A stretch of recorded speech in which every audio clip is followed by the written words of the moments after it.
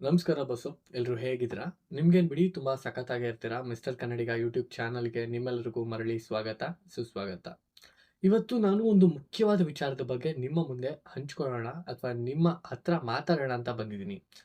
Bengaluru, silicon city, garden city ಅಂತಾನೆ famous ಆಗಿರೋ ನಮ್ಮ ಬೆಂಗಳೂರಲ್ಲಿ ಕೆಲವು ವರ್ಷಗಳಿಂದ ಅಪ್ರಾಕ್ಸಿಮೇಟ್ಲಿ ಒಂದು 2-3 ವರ್ಷಗಳಿಂದ ಒಂದು ಸೈಲೆಂಟ್ ಸ್ಕ್ಯಾಮ್ ಗ್ಯಾಂಗ್ ತನ್ನ ಕೆಲಸನ ತುಂಬಾ ಅಚ್ಚುಕಟ್ಟಾಗಿ, ಚೂಟಿಯಾಗಿ ಮಾಡ್ಕೊಂಡ್ ಬರ್ತಾ ಇದೆ. ಈ ಗ್ಯಾಂಗ್ ಬಗ್ಗೆ ಯಾವುದೇ ಮೀಡಿಯಾಗಳಾಗ್ಲಿ, ಯಾವುದೇ ಪೊಲೀಸ್ ಎಫ್ಐಆರ್‌ಗಳಾಗ್ಲಿ ಮಾತಾಡ್ತಿಲ್ಲ. ಯಾಕೆ ಯಾವುದೇ ಯೂಟ್ಯೂಬ್ ಚಾನೆಲ್‌ಗಳಲ್ಲಿ ಕೂಡ ಇವ್ರ ಬಗ್ಗೆ ಒಂದು ಸಿಂಗಲ್ ಮಾಹಿತಿ ಕೂಡ ಹೊರಗಡೆ ಬಂದಿಲ್ಲ. ಬಿಕಾಸ್ ಈ ಸ್ಕ್ಯಾಮಲ್ಲಿ ಮೋಸ ಹೋದವ್ರು ಯಾರು ಕೂಡ ನಂಗೆ ಮೋಸ ಆಗಿದೆ ಅಂತ ಹೊರಗಡೆ ಬಂದು ಹೇಳ್ಕೊಡಲ್ಲ. ಇನ್‌ಫ್ಯಾಕ್ಟ್ ಇದೇ ಅವರ ಬಂಡವಾಳ ಕೂಡ. ಈ ಸ್ಕ್ಯಾಮ್ ಏನು? ಈ ಸ್ಕ್ಯಾಮಿಂದ ಯಾರ್ಯಾರಿದ್ದಾರೆ? ಯಾರನ್ನ ಸ್ಕ್ಯಾಮ್ ಮಾಡ್ತಾರೆ? ಆ ಸ್ಕ್ಯಾಮ್ ಹೇಗ್ ನಡೆಯುತ್ತೆ? ಇವಿಷ್ಟು ಮಾಹಿತಿನ ಈ ಸ್ಕ್ಯಾಮಲ್ಲಿ ಮೋಸ ಹೋದವ್ರ ಹತ್ರನೇ ತಗೊಂಡು ಇವತ್ತು ನಾನು ನಿಮ್ಮ ಮುಂದೆ ಬಂದಿದ್ದೀನಿ. ಬಿಕಾಸ್ ನಿಮ್ಮೆಲ್ಲರನ್ನ ಎಚ್ಚರಿಸೋಕೆ. ನಿಮ್ಮ ಸುತ್ತಮುತ್ತನೂ ಇಂಥವ್ರು ಇರ್ಬೋದು. ಅವರ ಒಂದು ಮಾಯಾಜಾಲಕ್ಕೆ ನೀವೇನಾದರೂ ಬಿದ್ದರೆ ಮಾನ, ಮರ್ಯಾದೆ, ಕಾಸು ಮೂರನ್ನೂ ಕಳ್ಕೊತೀರ. ಸೊ ಈ ಒಂದು ವಿಚಾರದ ಬಗ್ಗೆ ಮಾತಾಡೋಕ್ಕೆ ಇವತ್ತಿನ ಈ ಒಂದು ವಿಡಿಯೋನ ನಾನು ಮಾಡ್ತಿರೋದು. ಸೊ ಶುರು ಮಾಡೋಣವಾ? ಬೆಂಗಳೂರಲ್ಲಿ ಲಾಸ್ಟ್ ಒಂದು 2-3 ವರ್ಷದಿಂದ ಈ ಒಂದು ಸೈಲೆಂಟ್ ಗ್ಯಾಂಗ್ ತನ್ನ ಆಪರೇಷನ್ನ ಮುಂದುವರಿಸ್ತಾ ಇದೆ. ಈ ಗ್ಯಾಂಗಲ್ಲಿ ಒಂದಷ್ಟು 7-8 ಜನ, ಸುಮಾರು ಒಂದು ಮ್ಯಾಕ್ಸ್ ಟು ಮ್ಯಾಕ್ಸ್ ಒಂದು 15 ಜನದವರೆಗೂ ಈ ಗ್ಯಾಂಗ್ ಇರುತ್ತೆ. ಈ ಗ್ಯಾಂಗಲ್ಲಿ ಮೆಜಾರಿಟಿ ಆಫ್ ದ ಟೀಮ್ ಗಂಡಸರೇ ಇರ್ತಾರೆ. ಎಲ್ಲ ಬರೀ ಚಪ್ರಿಗಳು. ಕೆಲವೊಂದು ಹುಡುಗಿರು, ಚೆನ್ನಾಗಿ ಕಾಣೋ ಹುಡುಗಿರನ್ನ ಕೂಡ ಈ ಗ್ಯಾಂಗಲ್ಲಿ ಇಟ್ಕೊಂಡಿರ್ತಾರೆ. ಆ್ಯಂಡ್ ಈ ಗ್ಯಾಂಗ್ ಹೇಗೆ ಆಪರೇಟ್ ಆಗುತ್ತಪ್ಪ ಅಂದರೆ, ಇವರ ಮೇನ್ ಟಾರ್ಗೆಟ್ ಏನಾಗಿರುತ್ತೆ ಅಂದರೆ, ಜನ ಎಲ್ಲಿ ಜಾಸ್ತಿ ಇರ್ತಾರೆ ಆ ಒಂದು ಏರಿಯಾಗಳೇ ಇವರ ಮೇನ್ ಟಾರ್ಗೆಟ್ ಆಗಿರುತ್ತೆ. ಬಸ್ ಸ್ಟ್ಯಾಂಡ್ಗಳು, ಸಿಗ್ನಲ್ಗಳು, ಮಾಲ್ಗಳು ಅಥವಾ ಹೈವೇಗಳು, ಈ ಒಂದು ಜಾಗಗಳಲ್ಲಿ ಜನದಟ್ಟಣೆ ಎಲ್ಲಿ ಜಾಸ್ತಿ ಇದೆ ಅಂತ. ಆ್ಯಂಡ್ ಈ ಸ್ಕ್ಯಾಮ್ ಗ್ಯಾಂಗು ಮೇಜರ್ ಆಗಿ ಟಾರ್ಗೆಟ್ ಮಾಡೋದೆ 30 ವರ್ಷದಿಂದ 60 ವರ್ಷದ ಅಂಕಲ್ಗಳನ್ನ ಅಥವಾ ಗಂಡಸರನ್ನ. ಕಾರಣ ಏನಪ್ಪ ಅಂದರೆ, ಅವ್ರ ಹತ್ರ ಚೆನ್ನಾಗಿ ದುಡ್ಡಿರುತ್ತೆ. ಅವ್ರನ್ನ ಈಸಿಯಾಗಿ ಇವ್ರ ಟ್ರ್ಯಾಪ್ ಒಳಗಡೆ ಬೀಳಿಸ್ಕೋಬೋದು. ಆ್ಯಂಡ್ ಅವರು ಇವರ ಒಂದು ಟ್ರ್ಯಾಪ್ಗೆ ಈಸಿಯಾಗಿ ಬೀಳ್ತಾರೆ. ಇದಿಷ್ಟು ರೀಸನ್ಸಿಂದ ಇಂಥವ್ರನ್ನ ಟಾರ್ಗೆಟ್ ಮಾಡ್ತಾರೆ. ಸೊ ಇವರ ಒಂದು ಗ್ಯಾಂಗಲ್ಲಿ ಇರೋ ಹುಡುಗಿಯರನ್ನ ಬಸ್ ಸ್ಟ್ಯಾಂಡ್ಗಳಲ್ಲಿ, ಸಿಗ್ನಲ್ಗಳಲ್ಲಿ ಅಥವಾ ಬೇರೆ ಬೇರೆ ಜಾಗಗಳಲ್ಲಿ ನಿಲ್ಲಿಸ್ತಾರೆ. ಅವ್ರ ಸುತ್ತ ಇವ್ರ ಗ್ಯಾಂಗ್ ಅವರು ವಾಚ್ ಮಾಡ್ತಾನೆ ಇರ್ತಾರೆ. ಸೊ ಆ ಹುಡುಗಿ ಕೆಲಸ ಏನಪ್ಪ ಅಂದರೆ, ಅವ್ರ ಸುತ್ತಮುತ್ತ ಇರೋ ಗಂಡಸರಲ್ಲಿ ಯಾರು ತುಂಬ ಚೆನ್ನಾಗಿ ಗೂಡ್ ಪಾರ್ಟಿ ಅಥವಾ ಚೆನ್ನಾಗಿ ದುಡ್ಡಿಟ್ಟಿದ್ದಾನೆ ಅಂತ ಅನಿಸುತ್ತೆ, ಅವನ್ನ ಪಟಾಯಿಸ್ಕೋಬೇಕು ಅಥವಾ ಅವನ್ನ ಟ್ರ್ಯಾಪ್ ಮಾಡಿ ಇವರ ಒಂದು ಬಲೆಗೆ ಬೀಳಿಸ್ಕೋಬೇಕು. ಸೊ ಈ ಕೆಲಸನ ಆ ಹುಡುಗಿ ಮಾಡ್ತಾಳೆ. ಆ ಹುಡುಗಿ ಅವ್ರ ಸುತ್ತಮುತ್ತ ಇರೋ ಗಂಡಸರನ್ನ ನೋಡಿ ಒಬ್ಬನ್ನ ಸೆಲೆಕ್ಟ್ ಮಾಡಿ ಯಾರ ಹತ್ರ ದುಡ್ಡಿದೆ ಅಂತ ಗೆಸ್ ಮಾಡಿ ಅವಳನ್ನ ಸೆಡ್ಯೂಸ್ ಮಾಡಕ್ಕೆ ಸ್ಟಾರ್ಟ್ ಮಾಡ್ತಾಳೆ. ಸಿಗ್ನಲ್ಸ್ ಕೊಡ್ತಾಳೆ, ಕರೀತಾಳೆ, ಹೋಗೋಣವಾ ಅಂತ ಕೇಳ್ತಾಳೆ. ಇನ್ ಕೇಸ್ ಆ ವ್ಯಕ್ತಿ ಏನಾದರೂ ಇದಕ್ಕೆ ಒಪ್ಕೊಂಡು ಅವಳ ಹಿಂದೆ ಹೋದರೆ ಸಡನ್ ಆಗಿ ಒಂದು ಆಟೋ ಬಂದು ನಿಂತ್ಕೊಳ್ಳುತ್ತೆ. ಈ ಆಟೋ ನಮ್ಮದೇ, ಈ ಆಟೋ ಒಳಗಡೆ ಹತ್ಕೊಳ್ಳಿ ಹೋಗೋಣ ಅಂತ ಹೇಳ್ತಾಳೆ. ಅವಳು ಫಸ್ಟು ಆಟೋ ಒಳಗಡೆ ಕುತ್ಕೋತಾಳೆ. ಅವಳು ಆಟೋ ಒಳಗಡೆ ಕುತ್ಕೊಂಡ ತಕ್ಷಣ ಈ ಒಬ್ಬ ವ್ಯಕ್ತಿ ಯಾರನ್ನ ಅವಳು ಟ್ರ್ಯಾಪ್ ಮಾಡಿರ್ತಾಳೆ ಅವನೇನಾದರೂ ಆ ಆಟೋದೊಳಗೆ ಹೋಗಿ ಕುತ್ಕೊಂಡ್ರೆ ನೆಕ್ಸ್ಟ್ ಮೂಮೆಂಟೇ ಇನ್ನೊಬ್ಬ ಬಂದು ಆಟೋ ಒಳಗಡೆ ಹತ್ಕೊಂಡು ಹೊಟ್ಟೆಗೆ ಚಾಕು ಇಡ್ತಾನೆ. ಅವ್ನು ಹೇಳೋ ವರ್ಡ್ಸ್, ಸೈಲೆಂಟ್ ಆಗಿದ್ರೆ ಸರಿ, ಇಲ್ಲ ಚುಚ್ಬಿಟ್ಟು ಇಲ್ಲೇ ಬಿಸಾಕ್ ಹೋಗ್ಬಿಡ್ತೀನಿ. ಪ್ರಾಣದ ಮೇಲೆ ಭಯ ಇರುತ್ತೆ, ಅವನೇನು ಮಾತಾಡೋದಿಲ್ಲ, ಸರಿ ಅಂತ ಸುಮ್ಮನಾಗ್ಬಿಡ್ತಾರೆ. ನೆಕ್ಸ್ಟ್ ಇವ್ರು ಮಾಡೋ ಕೆಲಸ ಏನಪ್ಪ ಅಂದರೆ, ಯಾರನ್ನ ಟ್ರ್ಯಾಪ್ ಮಾಡಿರ್ತಾರಲ್ಲ ಅವ್ರನ್ನ ಕಟ್ಕೊಂಡು ಅವರ ಒಂದು ಅಂಡರ್ಸ್ಟ್ಯಾಂಡಿಂಗಲ್ಲಿರೋ ಒಂದು ಲಾಡ್ಜಿಗೆ ಕರ್ಕೊಂಡು ಹೋಗ್ತಾರೆ. ಬಟ್ ಅವ್ರಿಗೂ ಲಾಡ್ಜರ್ಗೂ ಅಂಡರ್ಸ್ಟ್ಯಾಂಡಿಂಗ್ ಇದೆ ಅಂತ ಅವ್ರು ಯಾವುದೇ ಕಾರಣಕ್ಕೂ ಬಿಟ್ಟು ಕೊಡಲ್ಲ. ಬಿಕಾಸ್ ಇವ್ನು ಗೊತ್ತಾಗಿ ಪೊಲೀಸ್ ಕಂಪ್ಲೇಂಟ್ ಕೊಟ್ಬಿಟ್ರೆ ಅವ್ರು ತಗ್ಲಾಕೊಂಡ್ಬಿಡ್ತಾರಲ್ವಾ. ಸೊ ಲಾಡ್ಜಿಗೆ ಕರ್ಕೊಂಡು ಹೋಗ್ತಾರೆ. ಲಾಡ್ಜಿಗೆ ಕರ್ಕೊಂಡು ಹೋದ್ಮೇಲೆ ರೂಮ್ ಬುಕ್ ಮಾಡಬೇಕು. ರೂಮ್ ಬುಕ್ನ ಸ್ವತಃ ಇವನ ಐಡೆಂಟಿಟಿ ಕಾರ್ಡ್ನ ಯೂಸ್ ಮಾಡಿಕೊಂಡೇ ಬುಕ್ ಮಾಡ್ತಾರೆ. ಬಿಕಾಸ್ ಮುಂದೆ ಎಲ್ಲೇ ಏನೇ ತನಿಖೆ ಆದರೂ ಅಥವಾ ಪೊಲೀಸ್ ಕೇಸ್ ಆದರೂ ಅವ್ರು ತಗ್ಲಾಕೋಬಾರ್ದಲ್ವಾ. ಆ್ಯಂಡ್ ಅವ್ರು ಎಂಥ ಲಾಡ್ಜ್ ಸೆಲೆಕ್ಟ್ ಮಾಡ್ತಾರೆ ಅಂದರೆ, ಸುತ್ತಮುತ್ತ ಎಲ್ಲೂ CCTV ಕ್ಯಾಮ್ರಾ ಇರಬಾರ್ದು. ಆ್ಯಂಡ್ ಆ ಲಾಡ್ಜಲ್ಲೂ ಕೂಡ ಏನು ಆ ಥರ CCTV ಸರ್ವೆಲೆನ್ಸ್ ಇರಬಾರ್ದು ಅಂತ ಜಾಗಗಳನ್ನೇ ಸೆಲೆಕ್ಟ್ ಮಾಡೋದು ಕೂಡ. ಅದಾದಮೇಲೆ ಅವನ ಐಡೆಂಟಿ ಕಾರ್ಡಲ್ಲೇ ಬುಕ್ ಮಾಡ್ತಾರೆ. ಬುಕ್ ಮಾಡಿದ್ಮೇಲೆ ರೂಮಿಗೆ ಕರ್ಕೊಂಡು ಹೋಗ್ತಾರೆ. ಅಲ್ಲಿಗೆ ಆ ಹುಡುಗಿ ಕೆಲಸ ಮುಗಿಯುತ್ತೆ. ಅವಳು ಅಲ್ಲಿಂದ ಜಾಗ ಕಿತ್ಬಿಡ್ತಾಳೆ. ಜಾಗ ಖಾಲಿ ಮಾಡ್ತಾಳೆ. ಖಾಲಿ ಮಾಡಾದ್ಮೇಲೆ ಅವ್ನು ಇಟ್ಕೋತಾರೆ. ಏನೊಂದು 8-10 ಜನ ಗಂಡಸರಿಗೆ ಹಂಗಿರುತ್ತಲ್ಲ, ಹಿಡ್ಕೊಂಡು ನಾಯಿ ಹೊಡ್ದಂಗೆ ಹೊಡಿತಾರೆ.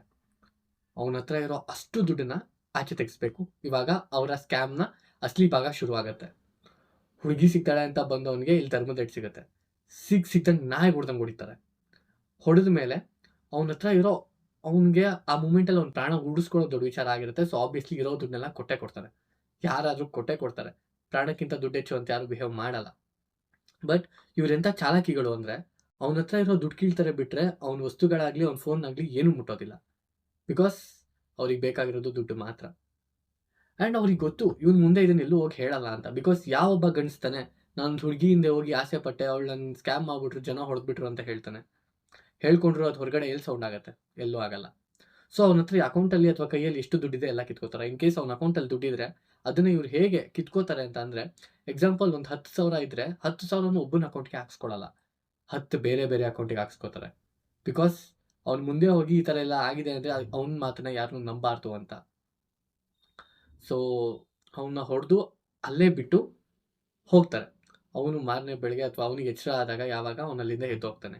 ಸೊ ಈ ಒಂದು ಸ್ಕ್ಯಾಮಲ್ಲಿ ಸ್ಕ್ಯಾಮ್ ಮಾಡೋರು ಯಾರು ಅಂತ ಅವ್ನಿಗೆ ಯಾವುದೇ ಕಾರಣಕ್ಕೂ ಗೊತ್ತಾಗಲ್ಲ. ಬಿಕಾಸ್ ಅವ್ನ ಮುಖಗಳು ಗೊತ್ತಿರುತ್ತೆ ಬಿಟ್ಟರೆ ಅವ್ರ ಹೆಸರೇನು, ಅವ್ರ ಬ್ಯಾಕ್ಗ್ರೌಂಡ್ ಏನೂ ಗೊತ್ತಿರಲ್ಲ.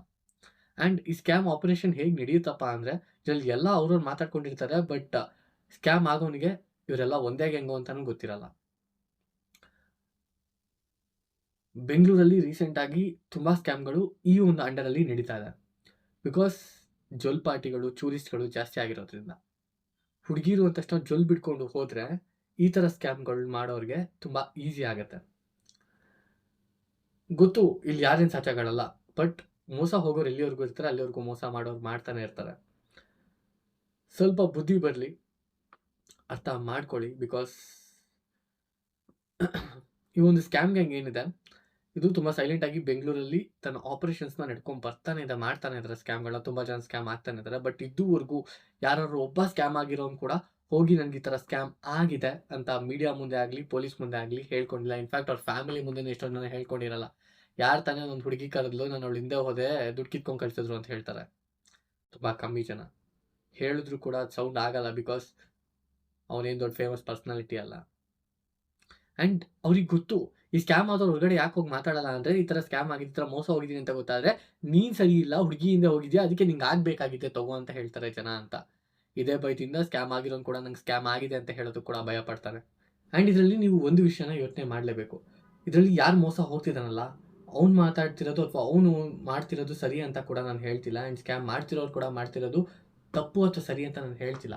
ಬಟ್ ಈ ಥರ ಒಂದು ಸ್ಕ್ಯಾಮ್ ನಡೀತಿದೆ, ಇದು ನಿಮ್ಗಳ ಜೊತೆ ಕೂಡ ನಡೀಬೋದು. ಸ್ವಲ್ಪ ಹುಷಾರಾಗಿರಿ. ನಿಮ್ಮ ಅಕ್ಕಪಕ್ಕ ಬಂದು ಯಾರಾದರೂ ಆ ಥರ ಒಂದು ನಡವಳಿಕೆನ ನಿಮ್ಮ ಹತ್ರ ತೋರಿಸ್ತಿದ್ದಾರೆ ಅಂದರೆ ಫಸ್ಟ್ ಹುಷಾರಾಗಿ. ನೀವೇನಾದರೂ ಸ್ವಲ್ಪ ಚಂಗ್ಲು ಬುದ್ಧಿ ತೋರಿಸ್ಕೊಂಡು ಅವ್ರ ಹಿಂದೆ ಹೋದರೆ ದುಡ್ಡು, ನಾಚಿಕೆ, ಮಾನ, ಮರ್ಯಾದೆ ಎಲ್ಲ ಕಳೆದುಬಿಡ್ತಾರೆ. ಅರ್ಥ ಮಾಡ್ಕೊಳ್ಳಿ. ಎಷ್ಟೋ ಕುಟುಂಬಗಳು ಇವರಿಂದ ಕಣ್ಣೀರಲ್ಲಿ ಕೈ ತೊಳೆದಿದೆ. ಅವನ ಹತ್ರ ಇದ್ದಿದ್ದ ದುಡ್ಡು ಯಾವ ಚೀಟಿ ಎತ್ಕೊಂಡ್ಬಂದಿದ್ದೋ, ಯಾವ ಸಂಬಳದಲ್ಲಿ ಬಂದಿದ್ದೋ, ಯಾವ ಲೋನಲ್ಲಿ ಬಂದಿದ್ದೋ ಯಾರಿಗೆ ಗೊತ್ತಿರುತ್ತೆ. ಬಟ್ ಅವನ ಹತ್ರ ದುಡ್ಡಿತ್ತು, ಅವ್ರು ಕಿತ್ಕೊಂಡು ಹೋದರು. ಕಣ್ಣೀರಲ್ಲಿ ಕೈ ತೊಳಿಬೇಕಾಗಿತ್ತು ಅವನ ಫ್ಯಾಮಿಲಿ. ಸ್ವಲ್ಪ ಈ ಥರ ಒಂದು ನಿರ್ಧಾರಗಳನ್ನ ತೊಗೊಳಕ್ಕೆ ಮುಂಚೆ, ಈ ಥರ ಒಂದು ಸ್ಕ್ಯಾಮ್ ಗ್ಯಾಂಗ್ ಕೈಲಿ ತಗಲಾಕೊಳ್ಳೋಕೆ ಮುಂಚೆ ನಿಮ್ಮ ಹೆಂಡತಿ ಮಕ್ಕಳು, ನಿಮ್ಮ ಫ್ಯಾಮಿಲಿ, ನಿಮ್ಮ ನಂಬ್ಕೊಂಡಿರೋರು ಇವ್ರ ಬಗ್ಗೆ ಸ್ವಲ್ಪ ಯೋಚನೆ ಮಾಡಿ. ಆ್ಯಂಡ್ ಈ ವಿಷಯದ ಬಗ್ಗೆ ಗೊತ್ತಾಗುತ್ತೆ, ಆಚೆ ಬಂದೇ ಬರುತ್ತೆ. ಸದ್ಯದಲ್ಲೇ ಈ ಥರ ಒಂದು ಸ್ಕ್ಯಾಮ್ಗಳು ಪೊಲೀಸ್ ಕೈಲಿ ತಗಲಾಕೊಂಡೇ ಹಾಕೋತಾರೆ.